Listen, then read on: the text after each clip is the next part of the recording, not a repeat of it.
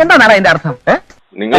നിങ്ങളെ മദ്രസ ടീമിൽ കൊലകൊമ്പൻ ആൾക്കാരുണ്ടെങ്കിൽ വിളിച്ചുകൊണ്ടാ നമുക്ക് ഗ്രഹണി ആസ്മയൊക്കെ ഉള്ള പിള്ളേര് പതിവായിരിക്കുന്നതിലും 10 അടി തള്ളിയിരുന്നോണം പൊട്ടിപ്പാറുന്ന അടിയാ നടക്കാൻ പോകുന്നത്. മെമ്പർ പറഞ്ഞില്ല എന്ന് വേണ്ട. അടിക്ക് മുമ്പ് ആശാന് പച്ചമുട്ടയെ കട്ടിച്ചെഞ്ഞായും കഴിക്കുന്ന പതിവുണ്ടോ?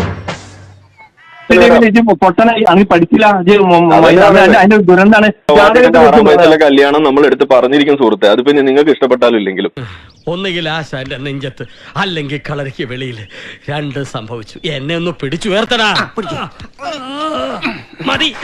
അതിന് മറുപടി കയ്യും കാലും വെട്ടലാണെന്നുണ്ടെങ്കിൽ അത് തന്നെ ഞാൻ പറയണത്. ഇനി ഒന്നും ഇങ്ങോട്ട് പറയണ്ട, പറയുന്നത് അങ്ങോട്ട് ചെയ്താൽ മതി. കേരള